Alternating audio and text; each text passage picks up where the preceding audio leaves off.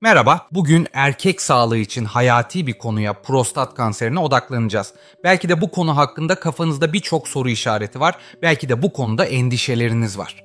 Merak etmeyin, yalnız değilsiniz. Bu sunumda prostat kanserinin ne olduğunu, neden ortaya çıktığını ve risk faktörlerini uzman görüşleri ışığında ele alacağız. Ancak unutmayın, burada anlatılanlar genel bilgilerdir. Eğer bu konuda endişeleriniz varsa veya belirtiler yaşıyorsanız en doğru bilgiyi kendi doktorunuzdan almanız çok önemli. Prostat kanserinin erkeklerin karşılaşabileceği en tehlikeli kanserlerden biri olduğunu biliyor muydunuz? Amerikan Kanser Derneği'ne göre cilt kanserinden sonra erkeklerde en sık görülen ikinci kanser türü. Aslında yaklaşık 8 erkekten biri hayatının bir noktasında bu tanıyı alıyor. 2024 yılında Amerika Birleşik Devletleri'nde yaklaşık 300 bin erkeğe ilk kez prostat kanseri teşhisi konuldu ve 30 binden fazla erkeğin bu hastalıktan hayatını kaybettiği tahmin ediliyor. İyi haber şu ki erken yakalanıp tedavi edildiğinde prostat kanserinin ölümcül olma olasılığı daha düşüktür. Bu nedenle erkeklerin erken uyarı işaretlerini fark etmesi çok önemlidir. Birçok erkek sorun yaratmaya başlayana kadar prostatını düşünmez. Mesanenin hemen altında bulunan ve üretrayı çevreleyen bu küçük bez seminal sıvının üretilmesinde kilit rol oynar. Bu sıvı erkek üreme hücrelerinin bir erkeğin vücudundan çıkmasına yardımcı olarak doğurganlıkta hayati bir rol oynar. Prostat kanserlerinin çoğu bez hücrelerinden gelişen endarkide denilen adenokarsinomlardır. Genellikle iki tür prostat kanseri vardır. Hızlı büyüyen kanserler, bunlar hızla yayılır ve daha tehlikeli olabilir. Yavaş büyüyen kanserler, bunlar yıllarca belirti vermeden tespit edilemeyebilir.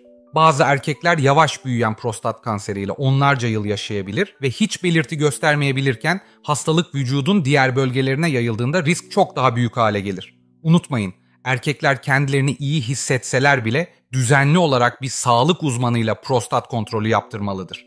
Erken teşhis gerçekten hayat kurtarabilir. Şimdi bu özel uyarı işaretlerine geçmeden önce lütfen bu videoyu beğenin ve daha fazla sağlık bilgisi için kanalımıza abone olun. Hadi başlayalım. Ağrılı veya yanmalı idrar yapma. İdrar yaparken yanma hissi veya ağrı duyuyor musunuz? Prostat bezi kanser nedeniyle büyüdükçe normal idrar akışını engelleyebilir. Bu tıkanıklık rahatsızlığa veya yanma hissine neden olabilir. Prostat kanseri ayrıca üretra, mesane veya rektum gibi yakındaki yapılara da yayılabilir ve bu da ağrıya yol açabilir. Bazen idrar tutulmasından kaynaklanan enfeksiyonlar da yanma hissine neden olabilir. Antibiyotikler geçici olarak yardımcı olabilirken, altta yatan olası prostat kanseri sorunu bir doktor tarafından ele alınmalıdır. Aile öyküsü, genetik, obezite ve yaşam tarzı seçimleri gibi risk faktörleri bu belirtileri kötüleştirebilir. Gece sık idrara çıkma. Geceleri tuvalete gitmek için birden fazla kez uyanıyor musunuz? Sık gece idrara çıkma veya noktüri bir uyarı işareti olabilir. Tekrarlayan tuvalet ziyaretlerinden kaynaklanan uyku bozukluğu kendinizi yorgun hissetmenize neden olabilir. Geceleri ne sıklıkla kalktığınızdan rahatsız oluyorsanız doktorunuzla konuşun. Bir mesane günlüğü tutmak bu sorunun ne kadar ciddi olduğunu takip etmenize yardımcı olabilir. İdrarda kan, idrarınızda kan fark etmek. Hematüri olarak bilinen bu durum genellikle prostat kanserinin ileri evrelerinde ortaya çıkar. İki tür hematüri vardır. Birincisi mikroskobik hematüri, kanın yalnızca mikroskop altında görülebildiği durumdur. İkincisi makroskobik hematüri, kanın çıplak gözle görülebildiği durumdur. Prostat kanseri olan erkeklerin yaklaşık %3 ila 5 oranında idrarında kan görebilir. Bu da kırmızı veya pembemsi görünebilir. Bu kanser böbrekler, üreterler veya mesen gibi idrar sistemine yayıldığında ortaya çıkabilir. Erken teşhis için düzenli idrar testleri ve bir doktor tarafından kapsamlı bir muayene şarttır. Sırt, kalça veya bacaklarda ağrı. Sırtınızın alt kısmında, kalçalarınızda veya bacaklarınızda sürekli ağrı hissediyor musunuz? Prostat kanseri kemiklere yayılabilir ve bu bölgelerde derin, zonklayıcı ağrıya neden olabilir. Araştırmalar açıklanamayan sırt ağrısı olan erkeklerin prostat kanseri tanısı alma olasılığının daha yüksek olduğunu gösteriyor. İleri vakalar ayrıca uzuvlarda güçsüzlüğe veya uyuşmaya da neden olabilir. Bu bölgelerde belirgin bir nedeni olmayan devam eden ağrılarla karşı karşıyaysanız hemen doktorunuza görünün. Ani kilo kaybı. Diyetinizi veya egzersiz rutininizi değiştirmemiş olmanıza rağmen kilolar mı düşüyor? Açıklanamayan kilo kaybı, prostat kanseri de dahil olmak üzere kanserin önemli bir göstergesi olabilir. Kanser hücreleri enerjiye açtır ve yorgunluk, iştah değişiklikleri ve mide bulantısı gibi bir dizi sistemik etkiye yol açarak normal metabolik süreçleri bozar. Ani kilo kaybını olumlu bir sürpriz olarak görmezden gelmeyin. Bu vücudunuzun görünmez bir savaş verdiğinin bir belirtisi olabilir. Temel nedeni anlamak için tıbbi yardım alın. Rektumda ağrı. Rektal rahatsızlığınız var mı? Prostat kanseri rektuma yayılırsa ağrıya, kabızlığa, idrar aciliyetine, inkontinansa, gaza, kısmi bağırsak tıkanıklığına, ishale veya diğer bağırsak değişikliklerine neden olabilir. Bu sorunları göz ardı etmeyin. Doğru bir muayene için bir doktora görünün. Dijital rektal muayeneler, ultrasonlar ve PSA taramaları gibi testler temel nedeni belirlemeye yardımcı olabilir. Otururken ağrı. Uzun süre oturmak sizi rahatsız ediyor mu? Prostat bezi kanser nedeniyle büyüdüğünde özellikle sert yüzeylerde oturmak ağrılı hale gelebilir. Perine bölgesindeki bu ağrı ve uyuşukluk prostat kanserini gösterebilir. Oturmak pelvik veya bel ağrısına neden oluyorsa bir sağlık uzmanına danışma zamanı gelmiştir.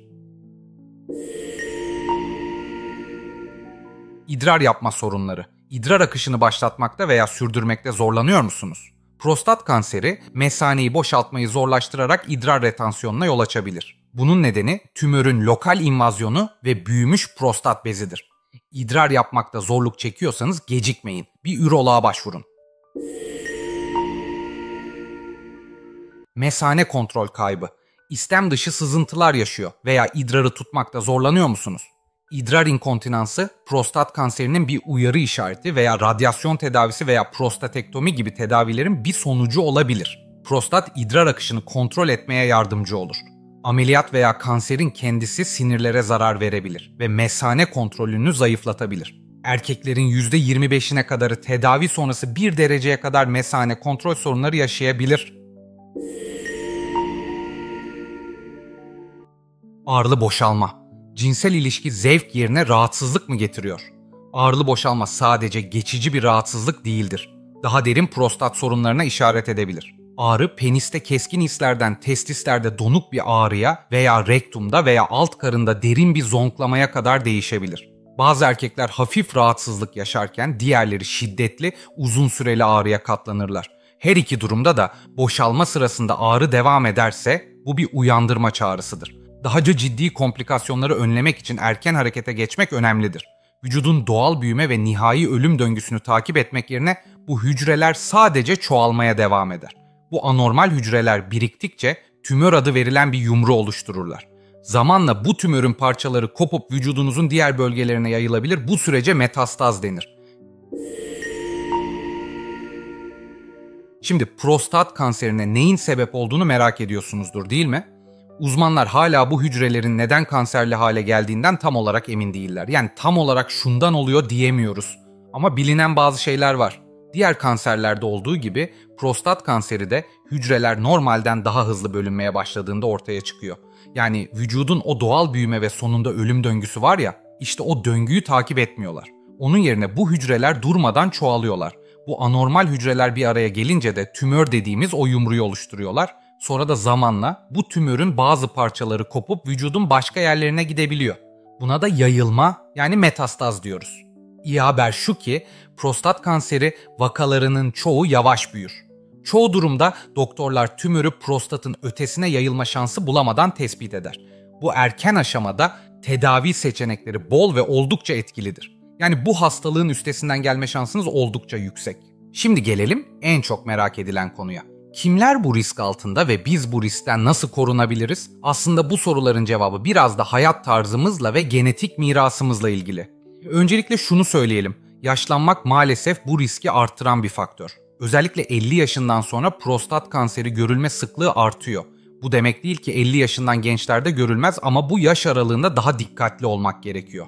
Bir diğer önemli faktör ise aile öyküsü. Eğer babanızda, amcanızda, dedenizde veya yakın akrabalarınızda prostat kanseri teşhisi konmuşsa sizde de bu hastalığın görülme olasılığı maalesef biraz daha yüksek. Hatta bu risk 2-3 katına kadar çıkabiliyor. Bu genetik yatkınlığın önemini gösteriyor. Fazla kilolu olmak da risk faktörlerinden biri. Özellikle obezite sadece prostat kanseri riskini artırmakla kalmıyor, aynı zamanda hastalığın daha agresif seyretmesine ve tedaviden sonra tekrarlama olasılığını da yükseltebiliyor. Bu yüzden sağlıklı kiloyu korumak çok önemli. Etnik köken de dikkat etmemiz gereken bir konu. Maalesef bazı etnik gruplarda, özellikle Afrikalı, Amerikalı erkeklerde bu hastalığa daha sık rastlanıyor. Hatta 6 Afrikalı, Amerikalı erkekten birine prostat kanseri teşhisi konuluyor. Bu durum genetik ve çevresel faktörlerin bir kombinasyonu olabilir. Peki bu durum Türk erkekleri için ne ifade ediyor? Bu noktada elimizdeki veriler diğer etnik gruplar kadar net olmasa da bazı önemli noktaları vurgulamak gerekiyor. Türk erkeklerinde prostat kanseri görülme sıklığı bazı Avrupa ülkelerine kıyasla biraz daha düşük olabilir. Ancak bu riskin olmadığı anlamına gelmiyor. Türk toplumunda da prostat kanseri erkeklerde en sık görülen kanser türlerinden biri. Özellikle yaşın ilerlemesiyle birlikte bu risk artıyor. Ailede prostat kanseri öyküsü olan Türk erkeklerinde de riskin daha yüksek olduğu biliniyor. Yani babanızda, amcanızda veya dedenizde prostat kanseri varsa siz de daha dikkatli olmalısınız. Türkiye'deki yaşam tarzı, beslenme alışkanlıkları ve çevresel faktörler de bu riski etkileyebilir. Örneğin kırmızı et ağırlıklı beslenme, obezite ve hareketsiz yaşam tarzı gibi faktörler prostat kanseri riskini artırabilir. Bu nedenle sağlıklı bir yaşam tarzı benimsemek Türk erkekleri için de büyük önem taşıyor. Peki bu risk faktörlerini öğrendik. Şimdi ne yapabiliriz? İşte size birkaç önemli öneri. Öncelikle sağlıklı bir yaşam tarzı benimsemek çok önemli. Beslenmemize dikkat etmeliyiz. Bol bol meyve, sebze ve tam tahıllı yiyecekler tüketmek, işlenmiş gıdalardan uzak durmak bu riski azaltmada yardımcı olabilir. Takviyeler konusunda dikkatli olmalıyız. Şu takviyeyi alırsam kanserden korunurum gibi iddialara pek itibar etmeyin. Takviyelerin prostat kanseri riskini azalttığına dair bilimsel bir kanıt henüz yok. Düzenli egzersiz yapmak da çok önemli. Haftada en az 3 gün orta şiddette egzersiz yapmak hem fiziksel hem de ruhsal sağlığımız için harika. Yürüyüş, koşu, yüzme gibi aktiviteler hem kilo kontrolüne yardımcı olur hem de genel sağlığımızı iyileştirir. Kilonuza dikkat etmek de çok önemli. Eğer fazla kilonuz varsa yavaş yavaş ve sağlıklı bir şekilde kilo vermeye çalışın. Bu hem prostat kanseri riskini azaltır hem de genel sağlığınızı iyileştirir. Ve en önemlisi doktorunuzla düzenli olarak konuşun. Risk faktörlerinizi doktorunuzla paylaşın ve size özel tavsiyeler alın. Bazı ilaçlar bu konuda yardımcı olabilir. Ancak yan etkilerini mutlaka doktorunuzla konuşun. Unutmayın, erken teşhis hayat kurtarır. Bu yüzden belirtileri göz ardı etmeyin ve düzenli kontrollerinizi yaptırın. Evet değerli izleyiciler, bugün prostat kanseri hakkında önemli bilgiler paylaştık. Umarım bu bilgiler sizin ve sevdiklerinizin sağlığı için faydalı olur. Unutmayın, bilgi güçtür ve erken teşhis hayat kurtarır. Bu sunumda bahsettiğimiz konularla ilgili sizin de deneyimleriniz, düşünceleriniz veya sorularınız olabilir. Belki de bu konuda endişeleriniz var veya yakınlarınızda bu tür bir durum yaşayanlar var. Lütfen bu deneyimlerinizi, düşüncelerinizi ve sorularınızı yorumlar kısmında bizimle paylaşın. Bu hem birbirimize destek olmamızı sağlar hem de bu konuda daha fazla farkındalık yaratmamıza yardımcı olur. Ayrıca bu tür bilgilendirici içeriklerin devamı için kanalımıza abone olmayı ve videomuzu beğenmeyi unutmayın. Sağlıklı günler dileriz ve bir sonraki videomuzda görüşmek üzere.